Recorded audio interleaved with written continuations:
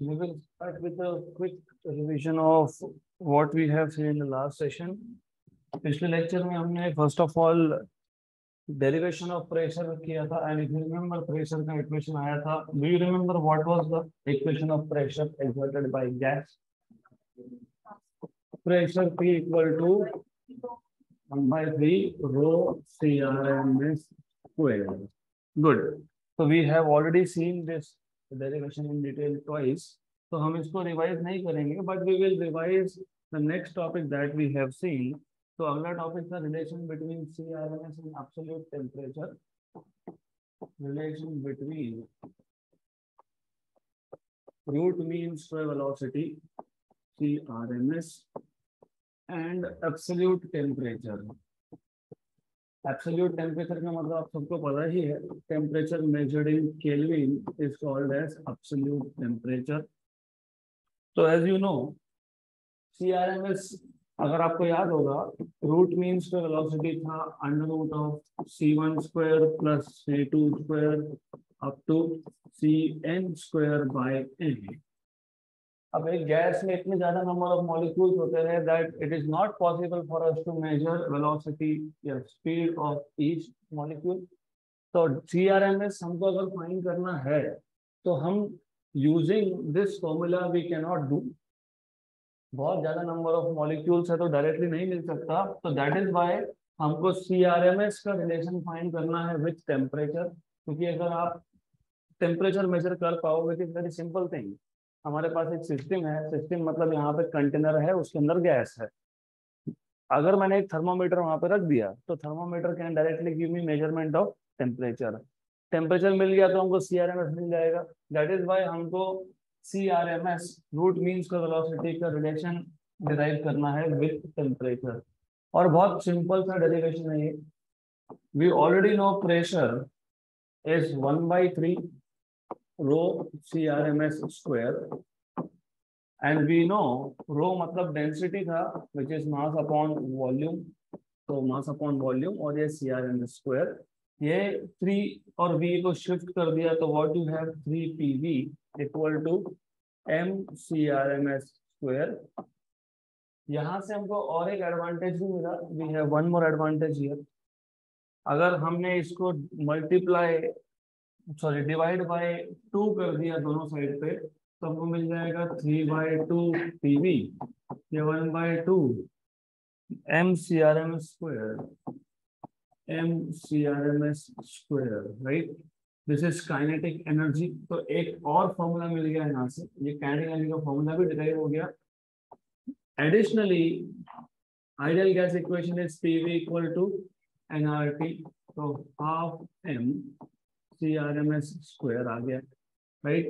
So you can see 3/2 constant, N constant, R constant, M constant और 1/2 भी constant. So T is proportional to CRMS square. So therefore CRMS is proportional to under root of absolute temperature. So this is the equation that you get. तो अगर आपको CRMS चाहिए तो आप temperature measure करोगे and you can find out what is root mean square velocity. Good. तो ये equation हमने कल डिराइव किया था. देन इसके बाद हमने एक्सप्रेशन डिराइव किए थे फॉर काइनेटिक एनर्जीज. तो let us rederive expressions for kinetic energy.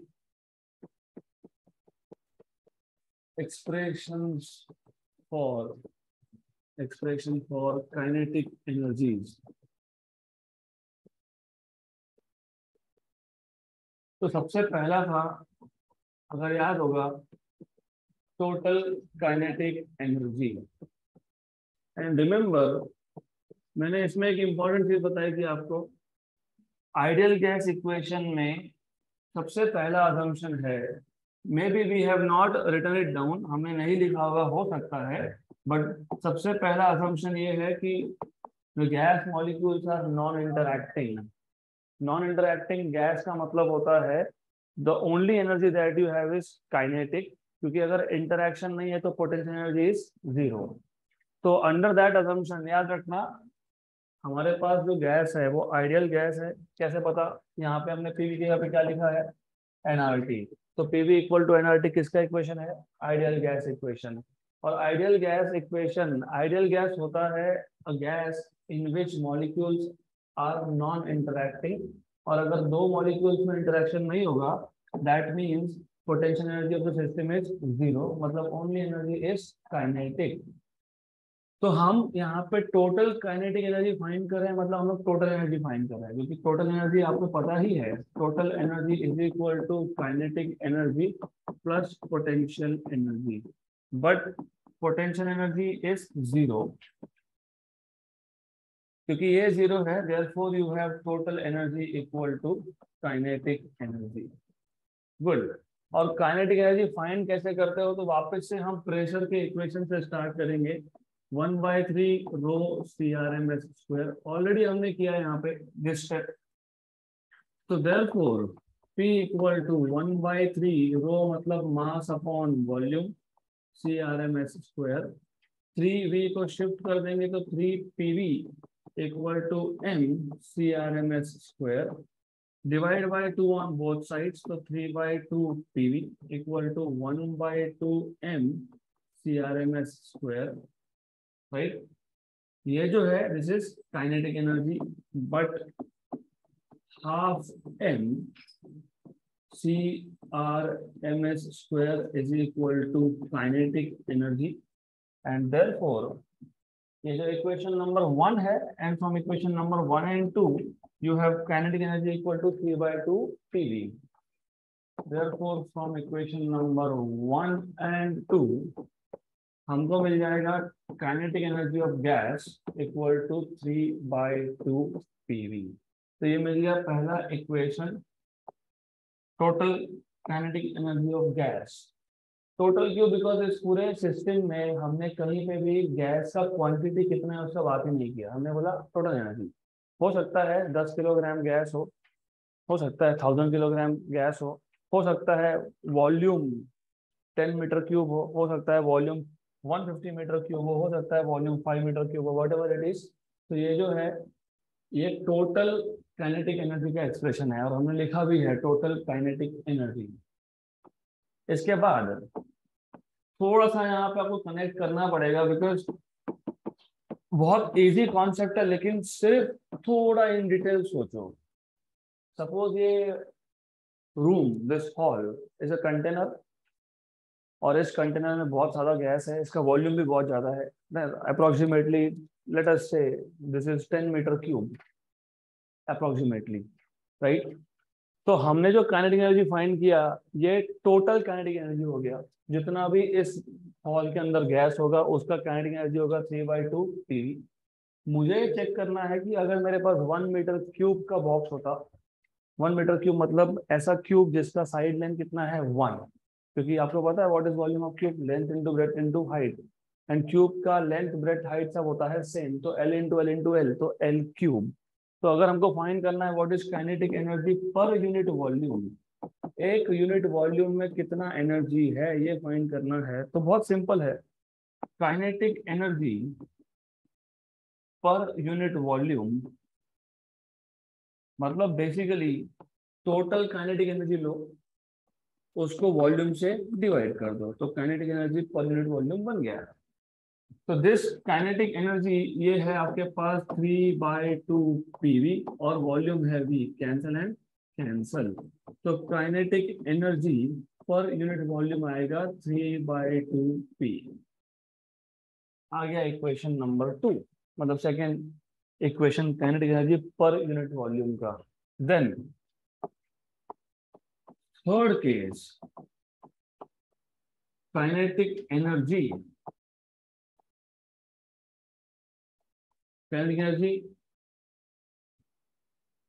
तीसरा कौन सा देखा था हमने? 5 थे ना, total kinetic energy, kinetic energy per unit volume, kinetic energy per मोल, kinetic energy per molecule, kinetic energy per unit mass. तो काइनेटिक एनर्जी पर मोल, काइनेटिक एनर्जी पर मोल बहुत सिंपल है। जब आपको kinetic energy per unit volume चाहिए था, तो आपने total kinetic energy को वॉल्यूम से डिवाइड कर दिया, जब आपको काइनेटिक एनर्जी पर मोल चाहिए तो आप टोटल काइनेटिक एनर्जी को नंबर ऑफ मोल से डिवाइड कर दोगे, simple.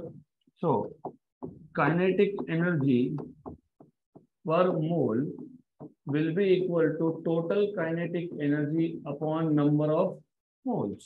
Simple, extremely simple. Then therefore kinetic energy per mole is equal to total kinetic energy कितना था 3/2 PV और number of moles कितना है n. So this is equal to 3/2 PV by n. But what is PV? nRT. This is equal to 3/2 nRT by n. N cancelled. Therefore, kinetic energy per mole equal to 3/2 RT, where R is universal gas constant and T is absolute temperature of the gas. मतलब अगर आपको पर मोल energy find करना है तो सिर्फ आपको temperature measure करना है multiplied by 3R/2. R constant है, 3/2 तो वैसे भी कांस्टेंट ही है, तो you can directly measure what is kinetic energy per mole just by measuring temperature of the gas.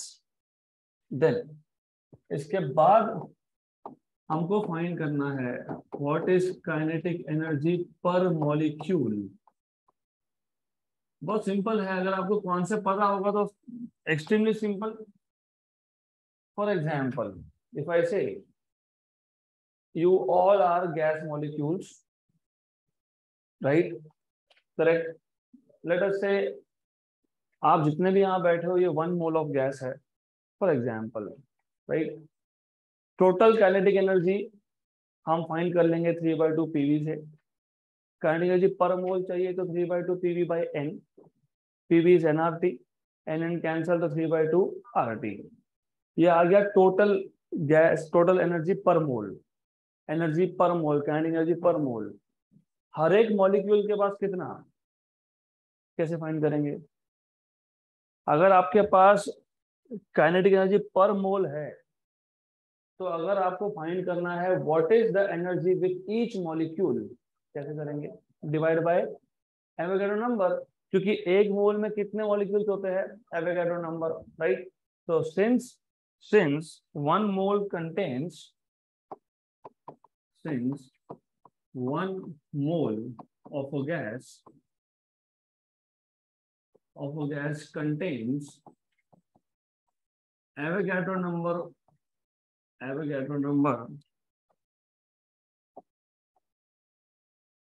of molecules, therefore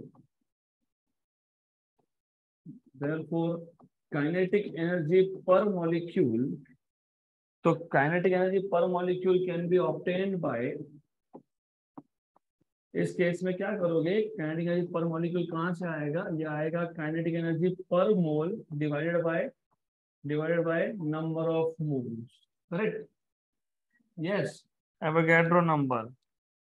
समझा ही नहीं है? यस यस यस बोल रहे हो. Yes, everything is yes, there is nothing like no.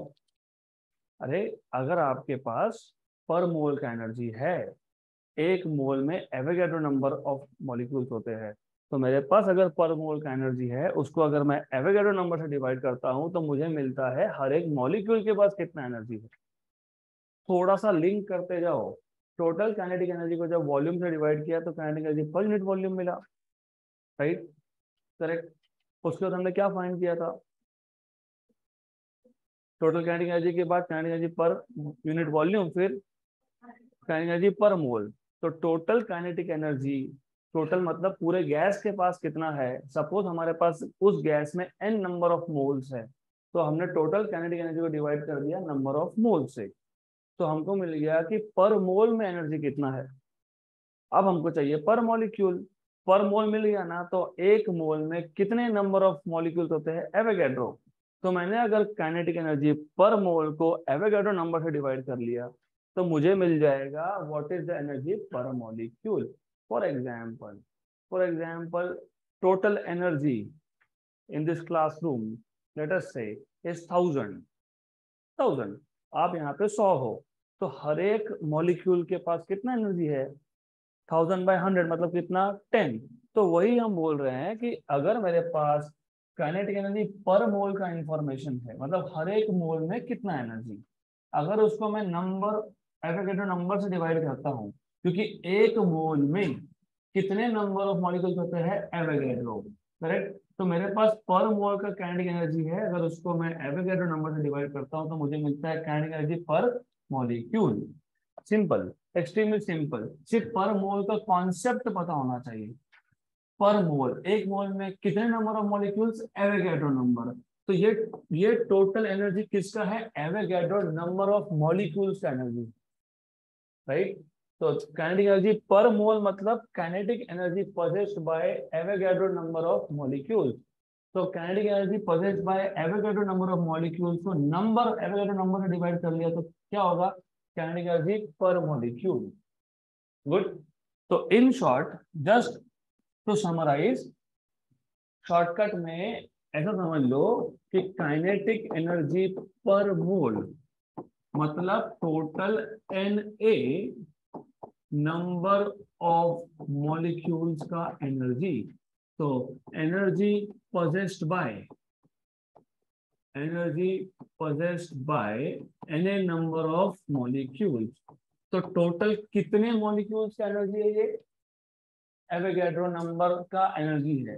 मुझे अगर चाहिए था पर मॉलिक्यूल, तो मैं किससे डिवाइड करूंगा, Na से। Na मतलब किससे डिवाइड करूंगा, नंबर ऑफ मॉलिक्यूल से, राइट। तो कितने का मिल जाएगा आपको, पर मॉलिक्यूल, हर एक मॉलिक्यूल के पास कितना एनर्जी। सिंपल सिंपल, सिर्फ कॉन्सेप्ट थोड़े से क्लियर रखो, डन। तो अब पर मोल का कितना एनर्जी था,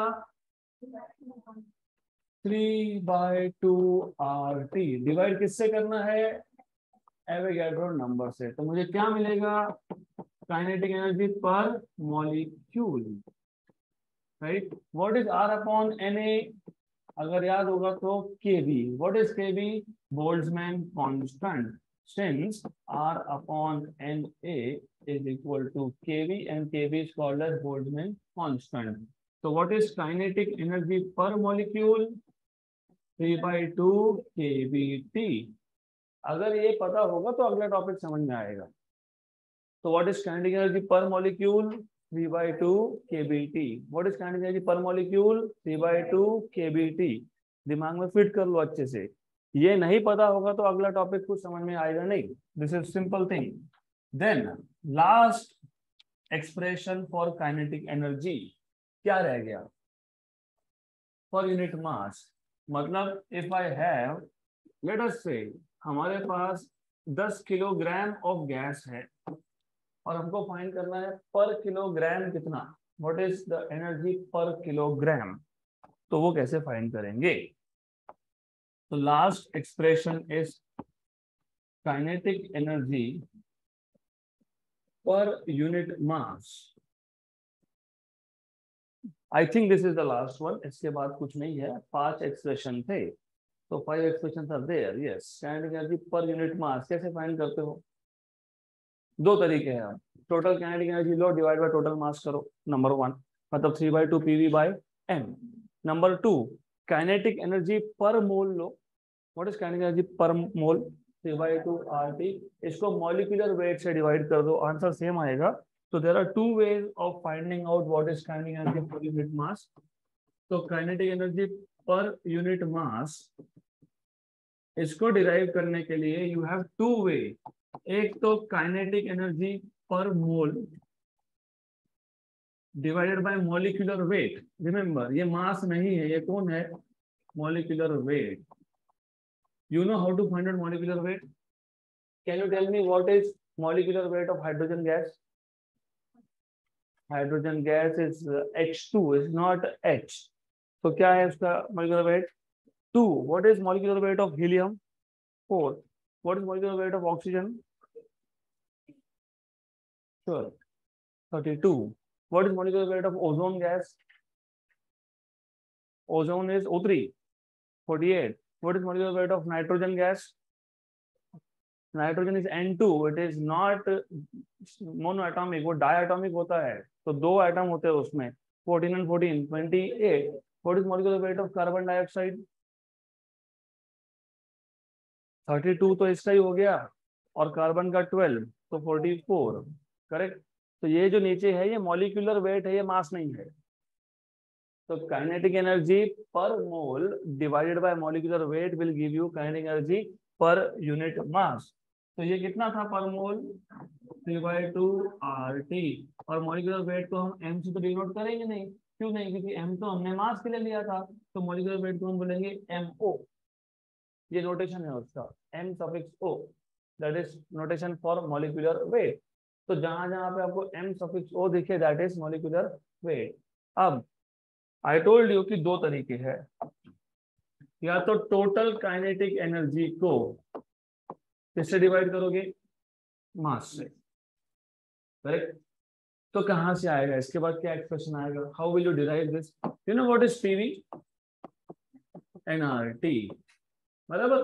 but do you remember I also told you कि number of moles is mass in gram upon molecular weight, याद है क्या? यस। तो यहां से आपको n/m मिल जाएगा। n/m क्या मिलेगा? 1/mo मिलेगा क्या? यस। तो this equation will be 3/2 RT। What is n/m? 1/mo। है क्या वही एक्सप्रेशन? यस। तो you have two different ways of finding out the same expression.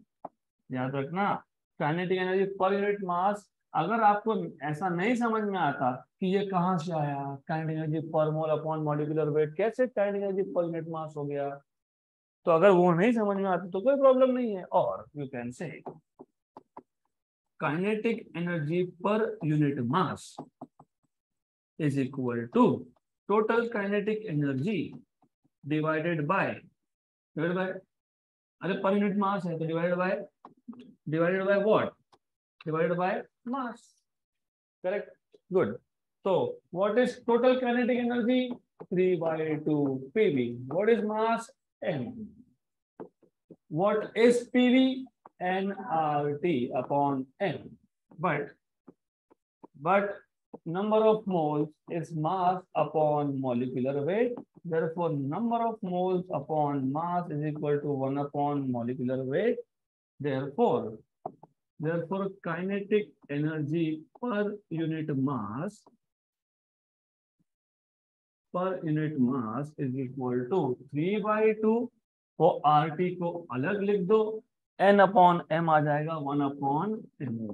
so this is equal to 3RT/2 times of molecular weight। हो गया expression derive. Good, ज्यादा clear, right. तो अब जब न्यूमेरिकल्स हम सॉल्व करेंगे तो उस केस में you will need all this formulas. जितने भी फॉर्मूला हमने डिराइव किए हमको सारे के सारे लगने वाले हैं। तो just for a very quick recap, I would want to know कि इफ यू रिमेंबर और if you do not remember, what are this different formulas. तो सबसे पहले मैं यहां लिखूंगा काइनेटिक एनर्जी। पीछे जो बड़बड़ कर रहे हो बंद कर दो, better for you, better for me. तो kinetic energy and then formula. तो नंबर 1, सबसे पहले टोटल काइनेटिक एनर्जी। तो tell me what is the equation for total kinetic energy?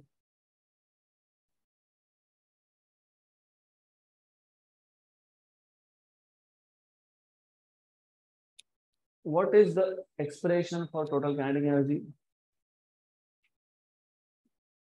पूरी स्टोरी हो गई, पता नहीं समझा ही नहीं कि हीरो कौन था, ध्यान ही नहीं है। तो मूवी देखने आया तो मूवी देखो, बताओ what is total kinetic energy? 3/2 PV, right. Kinetic energy per unit volume, सिर्फ इसको v से डिवाइड करोगे, 3/2 P। काइनेटिक एनर्जी पर मोल, इसको n से डिवाइड करोगे और pv को लिखोगे nRT, nn होगा कैंसल, तो 3/2 RT। Then kinetic energy per molecule, इसको डिवाइड करोगे नंबर ऑफ मोल्स ना, एवोगैड्रो नंबर, तो 3/2 RT upon Na, but R upon NS kV, तो 3/2 kVT। ये सबसे इंपॉर्टेंट एक्सप्रेशन है। हर एक मॉलिक्यूल के पास एवरेज काइनेटिक एनर्जी कितना है, 3/2 kVT। क्योंकि अगला topic it is purely based on this concept. जिसको ये नहीं पता होगा तो अगला टॉपिक कुछ भी समझ में नहीं आएगा। What is energy per molecule, 3/2 kVT। Energy per molecule is 3/2 kVT। Lastly हमने फाइंड किया what is kinetic energy per unit मास। कितना आया ये, 3/2 RT upon molecular wait. Molecular weight is MO, M suffix O। तो ये बन गया table, this is what you have. ये 5 इक्वेशन है that you will need, correct. ये पांचों के पांचों याद होने चाहिए। देन अगला टॉपिक है law of equipartition of energy. Very simple and very interesting topic. Law of equipartition, equi मतलब इक्वल, पार्टीशन मतलब सेपरेट करना। Law of equal partition of energy. तो थोड़ा बहुत इंफॉर्मेशन तो टाइटल में मिल गया। लॉ ऑफ इक्वी पार्टीशन मतलब एनर्जी का इक्वल पार्टीशन हो रहा है, कब हो रहा है वो देखते हैं। तो if you remember, I hope you know, suppose we already know, तो आपको पता होना चाहिए। For example, let us start with an example. Suppose मेरे पास एक गैस है। Let us start with the basic, क्योंकि different types of gas molecules are there. सबसे पहले हमारे पास है हीलियम अर्गन टाइप। हीलियम या अर्गन टाइप का गैस कौन सा टाइप का होता है, इनर्ट होता है। इनर्ट होता है मतलब क्या होता है, मोनो एटॉमिक होता है। What do you mean mono, single, atom मतलब सिंगल एटम। तो a gas which consist of और which is made up of single atom is called as mono atomic gas, right. उसके बाद हमारे पास जो दूसरे टाइप का होता है that is called as diatomic. अब डायटोमिक में दो टाइप होते हैं।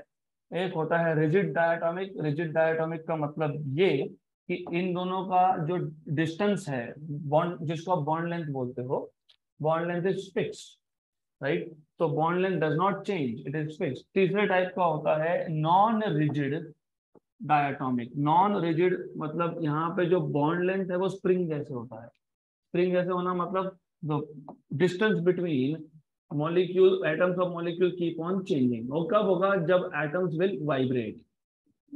तो थोड़ा थोड़ा लिंक करते जाओ।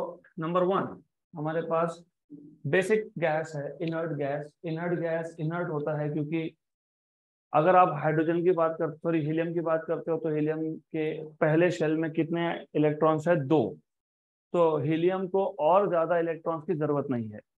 अगर आप अर्गन की बात करते हो तो कितने हैं लास्ट शेल में, 8। तो उसका ऑक्टेट भी कंप्लीट है, मतलब उसको भी बाकी इलेक्ट्रॉन्स की जरूरत नहीं है। तो जब ऑक्टेट कंप्लीट है तो ये जो गैस होता है it does not form bond, क्योंकि यहाँ पे इलेक्ट्रॉन का शेयरिंग ही नहीं होगा, तो बॉन्ड फॉर्मेशन होता नहीं है। तो ये मोनो एटॉमिक होता है। इसके बाद you have rigid rigid diatomic. Rigid मतलब रिजिड का मतलब है कि डिस्टेंस चेंज नहीं होगा, राइट। तो देखो चीजें कैसे बदलेगी धीरे धीरे, उस पर तो हम आएंगे। लॉ ऑफ इक्विपार्टीशन हम देखेंगे बाद में, पहले बेसिक आइडिया क्लियर कर लो। रिजिड डायटोमिक, रिजिड क्योंकि बॉन्ड लेंथ फिक्स है, डायटोमिक क्योंकि 2 एटम्स है। फिर तीसरा जो टाइप था इसमें वो था non rigid diatomic. Non rigid diatomic में यहाँ पे बॉन्ड लेंथ होता है लाइक अ स्प्रिंग, मतलब the distance between 2 atoms can change, right. अब तीनों में डिफरेंस क्या हुआ फिर, तो one by one will talk about differences here. अगर मेरे पास एक मोनोटॉमिक गैस है, अगर मैंने इस मोनोटॉमिक गैस को एनर्जी प्रोवाइड किया, तो क्या होगा, it will start moving, right. या फिर अगर पहले से मूव हो रहा था तो इसका वेलोसिटी चेंज होगा, राइट। तो लेट अस से कि ये पहले से रेस्ट पे है, और जैसे ही मैंने इसको एनर्जी प्रोवाइड किया तो इट स्टार्ट्स मूविंग। जब ये मूव होगा तो it will start moving in 3 dimensions. 3D motion है, राइट।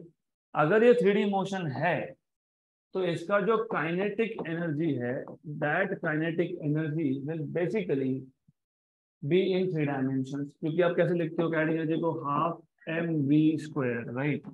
लेकिन आपको ये पता होना चाहिए कि जब मोशन ही 3D में है तो ये जो काइनेटिक एनर्जी है आप इसको ऐसा लिख सकते हो, half mvx² plus half mvy² plus half mvz²।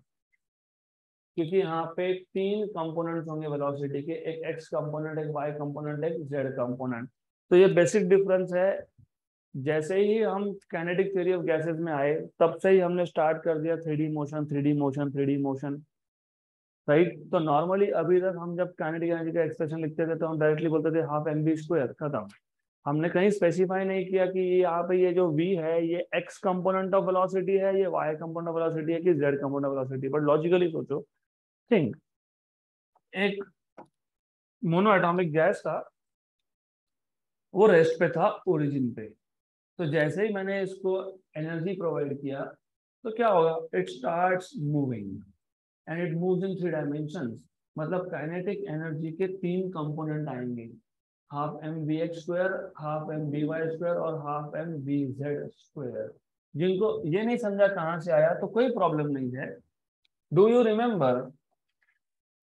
Remember, हमने लिखा था c1² equal to u1² plus v1² plus w1², right. जिनको वो भी नहीं पता तो कोई दिक्कत नहीं है। ये तो पक्का पता होगा कि जब 3 डायमेंशनल वेलोसिटी होता है तो velocity vx i cap plus vy j cap plus vz k cap. अगर 3 डायमेंशनल मोशन है तो वेलोसिटी ऐसा लिखते हो। अगर ये भी नहीं पता होगा तो you have to go back to 11th, sorry to say this, but you have to go back to 11th। और आपको ये पता होना चाहिए कि वेलोसिटी ये वेक्टर है तो इस वेक्टर का मैग्नीट्यूड होता है under root of x component square plus y component square plus z component square, मतलब root of vx² plus vy² plus vz²। और इसका स्क्वायर अगर मैं करता हूँ तो मिलता है v² equal to vx² plus vy² plus vz²। तो kinetic energy is half mv², बराबर। लेकिन v क्या है, v² क्या है, vx² plus vy² plus vz²। मैं अगर हाफ m को मल्टीप्लाई करते गया तीनों से तो मुझे क्या मिलेगा, half mvx², half mvy² plus half mvz²। ये आ गया काइनेटिक एनर्जी का एक्सप्रेशन, करेक्ट। यहाँ तक क्लियर। तो दैट इज वाई फिजिक्स का प्रॉब्लम ये है कि एक एक single concept is important. You cannot just say हाँ ठीक है ये स्किप कर दो स्किप, मार्क्स भी स्किप हो जाएंगे। Simple simple logic. अब अगर मेरे पास गैस जो है वो मोनो एटॉमिक की जगह पे रिजिड डायटॉमिक होता, मैं अगले टॉपिक की तैयारी अभी कर रहा हूं, ये तो बताऊंगा ही, लेकिन पहले नेक्स्ट टॉपिक की तैयारी कर लो, समझ लो। What can happen in this case if you provide energy. तो ये पूरा का पूरा मॉलिक्यूल, क्योंकि अब ये एक सिंगल एंटिटी बन गया, ये इसको एनर्जी दोगे तो दोनों एटम साथ में ही जाएंगे, तो they can start moving along x y और जेड। मतलब वो जो काइनेटिक एनर्जी है वो तो होगा ही, मतलब काइनेटिक एनर्जी का 3 कंपोनेंट तो होने ही वाला है, half mvx² vy² and half mvz², right, correct. अब थोड़ा सा चेंजेस कहाँ आते हैं वो समझ लो। नंबर वन नाम में चेंज है, जिसको हम स्ट्रेट लाइन मोशन बोलते हैं या फिर लीनियर मोशन बोलते हैं, उसी को यहाँ पे ट्रांसलेशनल मोशन बोलते हैं। क्यों ट्रांसलेशनल मोशन, क्योंकि इस केस में जब ये मॉलिक्यूल मूव हो रहा है फिर आप बोल रहे हो half v x square v y square v z square, कौन सा एक्स वाई? इसका एक्स वाई जेड अलग है और इसका भी एक्स वाई जेड अलग है। तो कौन से एक्स वाई जेड की बात कर रहे थे, पहले के कि दूसरे की? दोनों की ही नहीं, सेंटर ऑफ मास की, राइट? Remember this. तो सेंटर ऑफ मास की, तो जब भी हम सेंटर ऑफ मास का मोशन देखते हैं अलोंग स्ट्रेट लाइन, जब भी हम सेंटर ऑफ मास का मोशन देखते हैं अलोंग स्ट्रेट लाइन, तब वही स्ट्रेट लाइन मोशन को हम बोलते हैं ट्रांसलेशनल मोशन। जब सिंगल पार्टिकल होगा तो सिंगल पार्टिकल का, whenever you have a single particle के स्ट्रेट लाइन मोशन को बोलते हैं linear motion, motion along straight line, rectilinear motion, okay. लेकिन जब सिस्टम स्ट्रेट लाइन में मूव होगा तो कौन से पॉइंट का आप मोशन देख रहे हो, कौन से पॉइंट का आप v x v y v z की बात कर रहे हो? Center of mass. तो उसी स्ट्रेट लाइन मोशन को आप बोलते हैं ट्रांसलेशनल मोशन। यहाँ तक क्लियर, राइट? अब एडिशनली जब मैंने इसको एनर्जी प्रोवाइड की तो 3D motion, basically this particle this molecule it starts moving in 3 dimension, ठीक है, वो तो है ही। तो ये जो आपके पास काइनेटिक एनर्जी आया, ये कहाँ से आया, कौन से मोशन से आया? ट्रांसलेशनल मोशन से आया। अब इसके अलावा कुछ और हो सकता है क्या? यस, क्या हो सकता है? You know what is this? Rotation. तो this molecule also start rotating. अब रोटेशनल मोशन का काइनेटिक एनर्जी, इसलिए तो पहला चैप्टर रोटेशनल मोशन था। What is the kinetic energy of rotation? Half I omega square. So what is I here? Moment of inertia. How do you define moment of inertia? mr square. Excellent. ये पता होना चाहिए। अब in total 3 type के rotation possible है। एक तो मैंने बता ही दिया, एक तो मैंने बता दिया कि ये वाला रोटेशन होगा। अरे अरे ओके, हाँ, एक ये रोटेशन होगा। दूसरा रोटेशन होगा, एक मॉलिक्यूल बाहर आ रहा है बोर्ड के, दूसरा अंदर जा रहा है, राइट? तो यू हैव टू इमेजिन, तो सपोज ये मेरे पास मॉलिक्यूल है, एक रोटेशन मैंने बता दिया, एक रोटेशन ये है, दिस इज वन रोटेशन। दूसरा रोटेशन कैसा होगा, थोड़ा छोटा कर लेते हैं, राइट? दूसरा कैसा होगा, one molecule coming out other going in, right? तीसरा कैसा होगा, अपनी ही जगह पे, राइट? करेक्ट। ये left hand and right hand, these are two atoms, they are rotating something like this, कि वो एक्सिस अपने ही जगह पे है, राइट? तो पहला रोटेशन, दूसरा रोटेशन और तीसरा रोटेशन, राइट? इमेजिनेशन बढ़ाना पड़ेगा आपको। पहला रोटेशन ये ऐसा है, मतलब बोर्ड के अंदर ही है, बोर्ड के अंदर ही है, लेकिन the problem is this is how it is rotating, correct? दूसरा रोटेशन में एक मॉलिक्यूल सपोज बोर्ड के बाहर आ रहा है, दूसरा बोर्ड के अंदर जा रहा है। तीसरा, ये दोनों के दोनों मॉलिक्यूल्स, मतलब दोनों एटम्स ऑफ अ मॉलिक्यूल अपने ही जगह पे है, they are just rotating, right? But do you know, एक काम करते हैं, यहाँ पे एक्सिस लगा देते हैं। थोड़ा ध्यान दो, क्योंकि कॉन्सेप्ट तो है थोड़ा सा डिफिकल्ट, अगर समझोगे तो इजी जाएगा, नहीं तो डिफिकल्ट। तो 3 एक्सिस लगा दिए। ये हो गया आपके पास फॉर एग्जांपल एक्स एक्सिस, ये हो गया वाई एक्सिस। वाई एक्सिस मतलब एक मॉलिक्यूल अंदर जा रहा है, दूसरा बाहर आ रहा है। ये आ गया आपका जेड एक्सिस। जेड एक्सिस का रोटेशन मतलब बोर्ड के अंदर ही। इन तीनों में से एक मोमेंट ऑफ इनर्शिया 0 है, यू नो कौन सा? I x. क्यों? ये क्या लिखा आपने, M R square. What is R? R is distance of rotating body from axis of rotation. तो अगर आपको पहला चैप्टर याद है तो समझ में आएगा। R is distance of rotating body. कौन रोटेट हो रहा है? Atom, from axis of rotation. If you look at the case of x-axis, ये दोनों मॉलिक्यूल जो रोटेट हो रहे हैं वो खुद एक्सिस पे बैठे हैं. What is distance? Zero. What is distance of our city from our city? Zero. What is distance of my home from my home? Zero. What is distance of these two atoms from x axis? Zero. तो what is moment of inertia about x axis? Zero. लेकिन if you check the case of y and z, ऐसा नहीं है, क्योंकि यहाँ पे y axis से molecule का डिस्टेंस जीरो नहीं है, z एक्सिस से एटम्स का डिस्टेंस जीरो नहीं है. तो इन टोटल जैसे यहाँ पे तीन कंपोनेंट थे vx, vy, vz, यहाँ पे होंगे ix, iy, iz, लेकिन ix इज जीरो. तो कौन कौन बचा? तो half iy square plus half iz square, iz omega square, half iy omega square plus half iz omega square. मैंने आपको पहले ही बताया था कि काइनेटिक एनर्जी का फॉर्मूला रोटेशनल मोशन हो या ट्रांसलेशनल मोशन हो सेम ही बनता है, half half. Yes. m is linear inertia जिसको आप इनर्शिया बोलते हो, iy is moment of inertia जिसको आप रोटेशनल इनर्शिया बोलते हो, vx is linear speed, omega is angular speed. Correct? Right? Good. तो यहाँ पे कितने टर्म्स आए? दो. तो ये दो टर्म्स कौन से हैं? रोटेशन के. तो रिजिड डायटोमिक मॉलिक्यूल के लिए टोटल कितने टर्म्स आएंगे? 5. 3 ट्रांसलेशन के और 2 रोटेशन के. 5. Remember this. अब सपोज मेरे पास एक नॉन रिजिड है. नॉन रिजिड मतलब इसका जो बॉन्ड है वो स्प्रिंग जैसा है.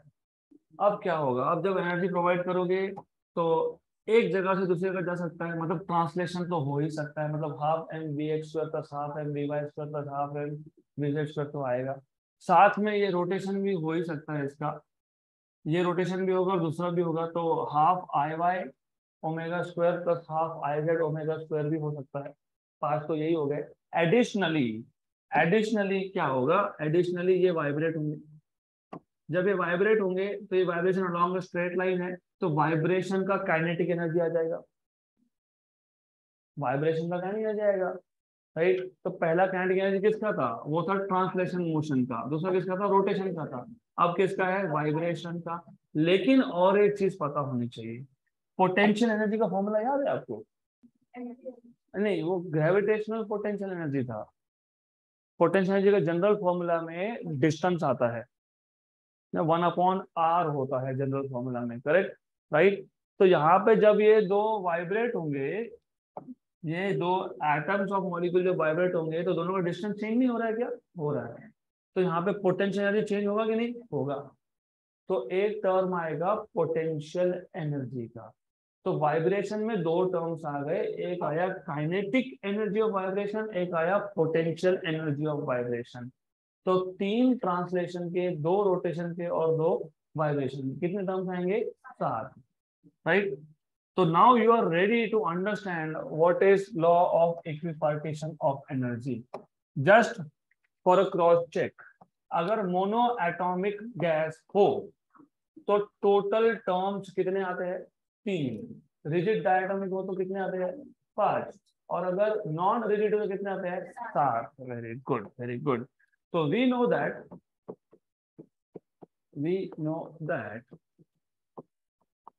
for a monoatomic gas, actually ये बाद में इंट्रोड्यूस हुआ था लेकिन पहले ही कर दिया, अभी मुझे लिखना चाहिए था. we know that for a gas molecule, सिर्फ इतना लिखना था. we know that for a gas molecule, लेकिन मैं ऑलरेडी बोल रहा हूँ we know that for a monoatomic gas molecule the kinetic energy per molecule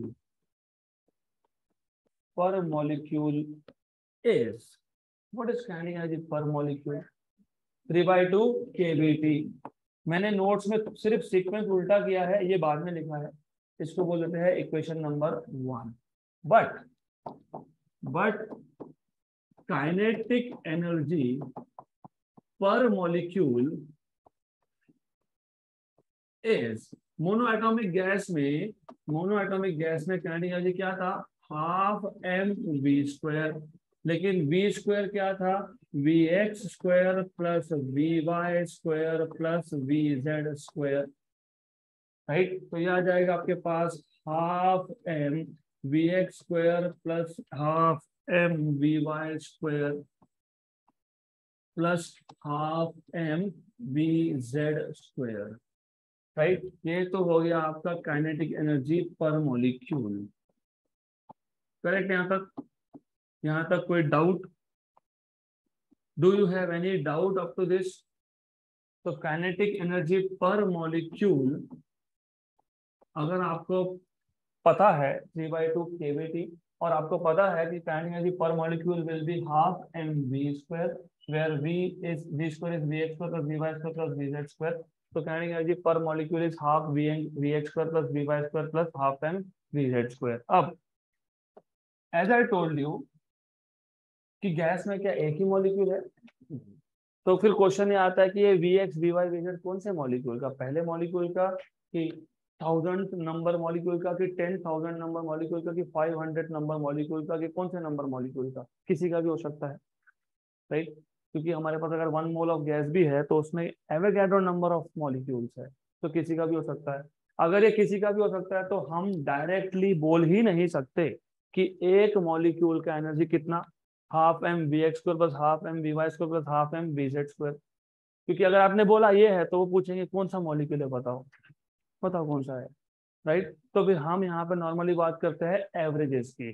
तो at a given temperature T, the average at a given absolute temperature है, at a given temperature, मैंने पहले ही बता दिया कि हम लोग यहाँ पे एब्सोल्यूट टेम्परेचर की बात करते हैं। At a given temperature T, the average kinetic energy per molecule is, अब इसका मतलब समझ लो, एवरेज मतलब क्या, एवरेज किसका एवरेज, सी ये हमने लिखा पर मॉलिक्यूल, लेकिन डेफिनेटली थोड़ा सा कॉन्सेप्ट इमेजिनरी है, हमारे पास इतने ज्यादा मॉलिक्यूल्स है, राइट। तो हर एक मॉलिक्यूल का v x v y v z same होगा ही नहीं बोल सकते, हो सकता है नहीं हो सकता है, दोनों ही पॉसिबिलिटीज है, राइट। अब 10⁻23 नंबर ऑफ मॉलिक्यूल्स की बात कर रहे हो, कैसे होगा कि हर एक का सेम ही है, राइट। फिर हम तो बोल रहे हैं पर मॉलिक्यूल, फिर वो पूछेंगे कौन सा मॉलिक्यूल बताओ, बता सकते हो क्या, नहीं। फिर हमने क्या किया, एवरेज कर दिया। एवरेज कैसे करते हो पता है ना, हाँ, पहले मॉलिक्यूल का वी एक्स प्लस दूसरे मॉलिक्यूल का वी एक्स प्लस तीसरे मॉलिक्यूल का वी एक्स प्लस चौथे मॉलिक्यूल का वी एक्स, ऐसा nth मॉलिक्यूल का v x divided by n। वो पूरा प्रोसेस करेंगे नहीं, we will not do it. सिर्फ एक चीज याद रखना कि जब आपने काइनेटिक एनर्जी पर मॉलिक्यूल लिखा तो एक्चुअली आप बात कर रहे थे एवरेज काइनेटिक एनर्जी की, मतलब हमने जितने भी मॉलिक्यूल्स थे सबके वेलोसिटी के एक्स कंपोनेंट को एवरेज आउट किया है, हमने सबके वाई कंपोनेंट को भी एवरेज आउट किया है, और हमने सबके जेड कंपोनेंट को भी एवरेज किया है, सिर्फ as a part of notation. Average को हम अभी तक कैसे लिख रहे थे, या तो हम बोल रहे थे suppose v M v mean, या फिर हम लिख रहे थे वी के ऊपर बार। तो यहाँ पे नोटेशन चेंज होता है, यहाँ पे आप लेस देन और ग्रेटर देन के ब्रैकेट के अंदर जब लिखते हो इसका मतलब होता है एवरेज। तो remember this, whenever you write down in bracket, कौन सा bracket, less than and greater than sign, तो इसको हम लोग काइनेटिक थ्योरी में बोलते हैं एवरेज। तो average kinetic energy per molecule, what is kinetic energy per molecule, half M v x square plus half M v y square plus half M v z square. तो what is average kinetic energy per molecule is average of half v m x square plus average of half M v y square plus average of half M v z square, right. Correct, यहाँ तक clear. मुझे बताओ what is average of 2, 2, what is average of 3, 3, what is average of 4, 4। तो 1/2 constant है, मास भी constant है, हर एक molecule का मास सेम था, याद है वो काइनेटिक थ्योरी का असम्पशन, याद है। All the molecules of the same gas are identical in shape size and mass. तो तब बोरिंग लग रहा था, ये क्या थ्योरी है, ये इसलिए थ्योरी है, हर एक चीज इंपॉर्टेंट है। तो अगर आप चाहो, if you want, I am not saying कि लिखना ही पड़ेगा वैसा, बट इफ यू वांट, आप हाफ एम को बाहर लिख सकते हो, क्योंकि हाफ एम ये कांस्टेंट है। इफ यू वांट, ठीक है, नहीं लिखना तो मत लिखो, डजंट मैटर रियली। यहाँ तक क्लियर? ये आ गया equation number 2। But wait, but हमको पता है average kinetic energy per molecule कितना है, 3/2 kBT। लेकिन यहाँ पे कितना आ गया, half M v h square plus half M v y square plus half M v z square. तो from equation number 1 and 2 can you write it like this, half m vx square plus half m vy square plus half m vz square equal to 3/2 kBT? Yes. तो अगर आप ऐसा लिख सकते हो तो can you also right the same equation? ये जो 3/2 kBT है, इसको मैं एक काम करता हूँ, इसको मैं लिखता हूँ 1/2 kBT plus 1/2 kBT plus 1/2 kBT। तो कितनी बार आ गया ये, 3 बार। तो है क्या 3/2 kBT? Yes, correct, right. अब कोई भी बता देगा लेफ्ट हैंड साइड पे 3 टर्म्स है जो सेम दिखते हैं और राइट हैंड साइड पे 3 टर्म्स है जो सेम है, इसका मतलब हर एक टर्म के लिए एक है। मतलब anyone will tell you here कि what do you see, what we can say कि half M v x square this is equal to half k b t and half M v y square equal to half k b t and half M v z square equal to half k b t. Correct यहाँ तक? Is this clear? Yes, right. इसको बोलते हैं law of equipartition of energy. तो इसको statement कैसे लिखोगे, state कैसे करोगे, कैसे स्टेट करोगे? What do you understand? Equipartition कैसे हुआ? हर एक डायमेंशन में एनर्जी इक्वली स्प्लिट हो गया। एक्स डायरेक्शन में कितना आ गया, हाफ kBT, वाई में कितना आ गया, हाफ kBT, जेड में कितना आ गया, हाफ kBT। तो इक्वली स्प्लिट हुआ कि नहीं, राइट? तो इसके लिए क्या बोलते हैं इसको, equipartition, law of equipartition of energy. अब इसका स्टेटमेंट लिखने के 2 अलग अलग तरीके हैं। तो स्टेट कैसे करोगे? आप ऐसा बोल सकते हो, the energy associated with each quadratic term. Quadratic है क्या? यस, पता ना what is quadratic? What is this? Linear है ये। What is this? What is this? Cubic. तो जहां पे स्क्वायर आए उसको क्या बोलते हो, क्वाड्रेटिक। तो यहाँ पे वेलोसिटी का स्क्वायर आया क्या? यस। तीनों में आया क्या? यस। तो तीनों टर्म्स कौन से हैं, क्वाड्रेटिक। तो फिर law of equipartition of energy tells you the energy associated with each quadratic term is equal to half kBT, right, right. लेकिन यहाँ पे क्वाड्रेटिक किस में है, वेलोसिटी में है। तो इसको और मॉडिफाई करके बोलोगे, the energy associated with each quadratic term of velocity in the expression of kinetic energy is equal to half kBT। Correct, right. मैं अच्छे से वापस करेंगे हम लोग, थोड़ा सा पहले लिंक कर लो। तो मुझे एक चीज बताओ, अगर मेरे पास मोनो एटॉमिक गैस है तो कितने क्वाड्रेटिक टर्म्स थे? 3, half M v x square plus half M v y square plus half M v z square. तो एनर्जी कितना आ गया, 3/2 kBT, half kBT plus half kBT plus half kBT। अगर मेरे पास रिजिड डायटोमिक मॉलिक्यूल है तो 3 translation के 2 rotation के, half M v x square, half M v y square, half M v z square, half I y omega square, half I z omega square. तो half kBT कितनी बार? तो rigid diatomic gas का energy per molecule कितना, 5/2 kBT।